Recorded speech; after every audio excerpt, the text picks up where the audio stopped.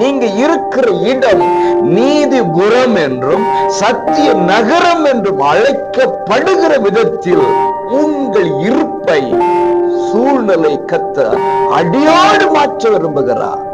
நம்புங்க, சத்தியம் உள்ளவர் இன்றைக்கு உங்களுக்குள் வாசமா இருக்கிறார். அன்பு உறவுகளே, இரட்சகர் இயேசுவின் இன்ப நாமத்தில் மனதார வாழ்த்துக்கள். ஏசப்பா உங்களை ஆசீர்வதிப்பாருங்க. ஏசாயா 1:26 நீ நீதிபுரம் என்றும் சத்திய நகரம் என்றும் பெயர் பெறுவாய்.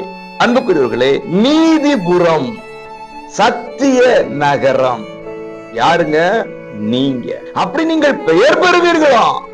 அப்படி என்றால் உங்களுக்கு நீதி உண்டாகும், உங்களில் நீதி வாசமா இருக்கும். நீதி உங்களுக்கு வந்தாதான் அப்படி அழைக்கப்படுவீர்கள். வருகிறது. நீதி உள்ளவர் நீதியை செய்கிறார். ஆமென். இன்றைக்கு உங்களுக்கான நீதி உண்டாகிறது.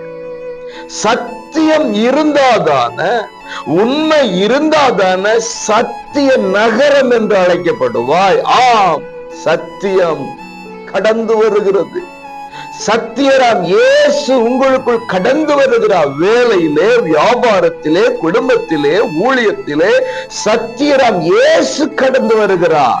நீதி உண்டாகிறது, சத்தியம் உண்டாகிறது. ஆகவே உங்களுடைய சூழலை கர்த்தர் மாற்ற விரும்புகிறார், பெயரையே மாற்ற விரும்புகிறார். நம்புங்க, நீதி உள்ளவர், சத்தியம் உள்ளவர் இன்றைக்கு உங்களுக்குள் வாசமாயிருக்கிறார், உங்களோடு வாசமாயிருக்கிறார். சூழ்நிலையை மாற்றுவார். God bless you.